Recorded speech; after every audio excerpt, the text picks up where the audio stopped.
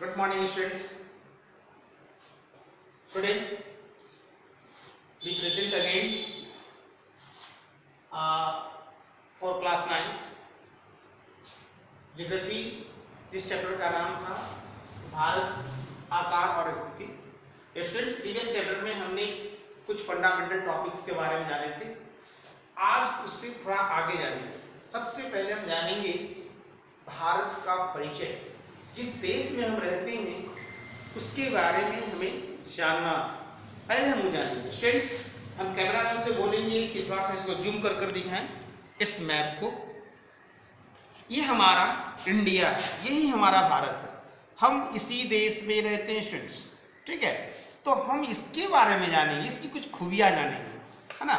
तो आइए सबसे पहले हम यहाँ आते हैं और भारत की परिचय के बारे में जानते हैं।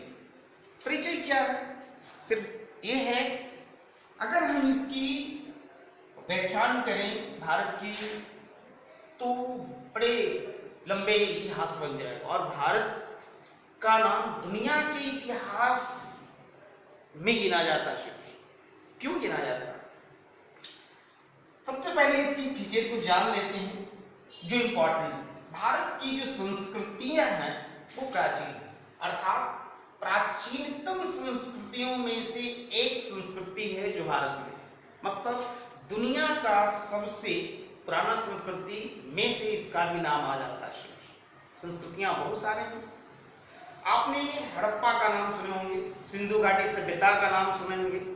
तो ये हड़प्पा का मोहनजोदड़ो और सिंधु घाटी की सभ्यता बहुत प्राचीन सभ्यता है जो भारत में ही फला फूला है।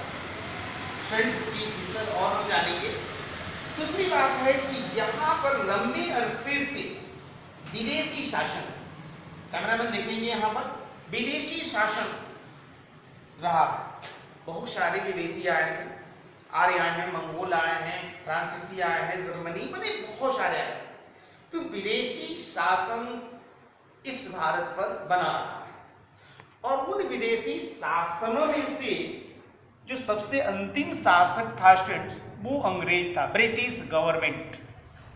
सबसे ज्यादा यही भारत पर शासन किया और इस शासन के अंतर्गत हम लंबे समय तक रहे थे, अबाउट 200 वर्षों तक रहे थे। और उस ब्रिटिश शासन के अंत 15 अगस्त 1947 का अंत हो गया। मतलब 15 अगस्त 1947 का अंग्रेज की भारत से विदाई हो गई। अब यहां से भारत इंडिपेंडेंस हो गया, आजाद हो गया। जाहिर सा बात है कि विदेशी शासकों ने भारत को सिर्फ लूटा है, अपने फायदे के लिए काम किया है, अपने हित के लिए काम किया है। हमारे मानव संसाधन से लेकर प्राकृतिक संसाधनों को भरपूर दोहन किया है, जितना उसमें क्षमता था सभी अपने भरपूर दोहन करने में ताकत को लगा दिया। लेकिन जैसे ही फ्रेंड्स हम आजाद हुए तो आजादी के बाद यानी आफ्टर इंडिपेंडेंस डे 15 अगस्त 1947 के बाद हम आजाद हुए और आजादी के बाद हमारे देश में विकास करना शुरू किया। विकास सामाजिक क्षेत्र में, आर्थिक रूप से, यानी बहुमुखी विकास। बहुमुखी का मतलब सामाजिक, आर्थिक रूप और बहुमुखी मैंने लास्ट में डाला है सामाजिक।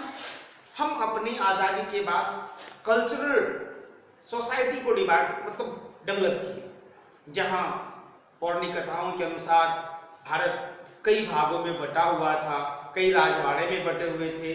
तो वो सारी चीजों को अमिट करके आजादी के बाद हम समाज को एक रूपता देने में कामयाब हो गया।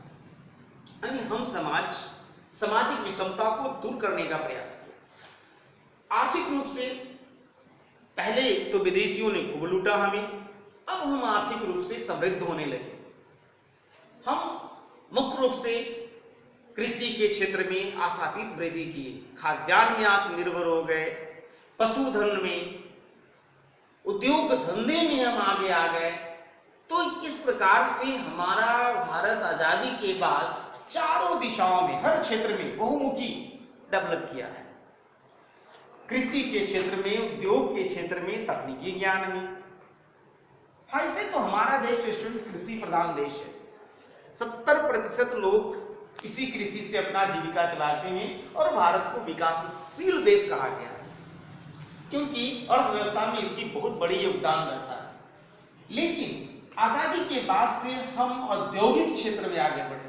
हमारे पास भारी उद्योग जैसे टाटा का उद्योग है, जिसको कहते हैं, टेल्को है, बीएसएल है, ये सभी उद्योग का विकास हुआ।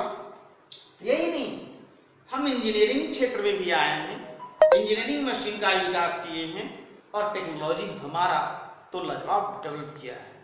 दुनिया की मानचित्र पर आज हमारा देश का सिलिकॉन वैली बेंगलुरु में है और वो टेक्नोलॉजी में, आईटी में एक बेहतर नाम कमाया है। दुनिया के मानचित्र पर भारत को लाया गया। अब आगे हम देखते हैं स्टूडेंट्स, दुनिया के मानचित्र में अगर देखें तो भारत का जनसंख्या, ऐसे तो विश्व की सबसे ज्यादा जनसंख्या चीन का है, अबाउट 1.39 अरब। लेकिन भारत उसके ठीक नीचे उसकी अपनी जनसंख्या नहीं 1.35 अरब लेकर विश्व के दूसरे नंबर पर आ रहा है, विश्व के दूसरे नंबर पर आ रहा है। यानी जनसंख्या के दृष्टिकोण से भारत एक वास्ट कंट्री है, विशाल देश है। इतनी बड़ी एशियाई कॉन्टिनेंट में चीन के बाद, इसके बाद जो है, चीन के बाद यही भारत जो है विश्व का बड़ी जनसंख्या वाला देश है। अब यहाँ की व्यवस्था को देख लें। आजादी के बाद हम सभी भेदभाव को भुलाकर लोकतांत्रिक सिस्टम को अपनाया, धर्मनिरपेक्ष अपनाया। अब लोकतंत्र क्या है? मतलब यह है कि यहाँ डेमोक्रेटिक सिस्टम है, डेमो शासन का जो पद्धति है, जिसमें अपने शासन का देखे राजतंत्र, लोकतंत्र या तानाशाह, तो हम यहाँ लोकतांत्रिक सिद्धांत को अपनाए हैं, लोकतांत्रिक शासन प्रणाली को अपनाए हैं। मतलब हम अपनी सरकार को खुद चुनते हैं, यहाँ पर हमें लोकतांत्रिक अधिकार मिलते हैं। हम अपने बहुत सारे उसके बारे में पढ़ेंगे सिविक्स के बुक में, तो हम लोग सीख जाने कि हम अपनी सरकार को स्वयं चुनते हैं। धर्मनिरपेक्ष मतलब स्टूडेंट सबसे बड़ी इंपॉर्टेंट बात है धर्मनिरपेक्ष। जो संविधान निर्माण करने वाले थे बहुत सोच समझकर दो टॉपिक रखा, और धर्मनिरपेक्ष का मतलब है कि भारत हिंदू बहुलता वाले देश है, यानी हिंदू, क्या नाम हम दिखाएंगे इसको, हिंदू बहुलता वाले देश है। मतलब हिंदुओं की संख्या लगभग 80%, लगभग हिंदुओं की संख्या अगर हम देखें तो लगभग 80% है। यहाँ हिंदुओं की जो संख्या है वो 80% है। ऐसे इसका बहुत सारा डेटा है। अगर हम मुस्लिम को देखें, है ना, तो मुस्लिम 13 से 14% है मुस्लिम। अगर मुस्लिम को देखें, है ना, मुस्लिम को देखें तो ये 13% से ऊपर है। इसी प्रकार से यहाँ पर 2.3% ईसाई आते हैं, 1.86% सिख आते हैं, 0.773% बौद्ध आते हैं, 0.411% जैन धर्म के मानने वाले। मतलब ये हो गया कि हमारा देश बहुधार्मिक है, यानी हमारे देश में बहुत सारे धर्म के मानने वाले लोग हैं, बहुत सारे भाषा भी बोलते हैं स्टूडेंट्स, बहुभाषी। हम जितने भी देखें, हिंदी, है ना, तेलुगु, मलयालम, बंगाली, कन्नड़, गुजराती, हरियाणवी, ऐसे करके बहुत सारे भाषा बोले जाते हैं। तो इतनी बड़ी देश को एक यूनिटी में बांधना एक बड़ी चुनौती थी।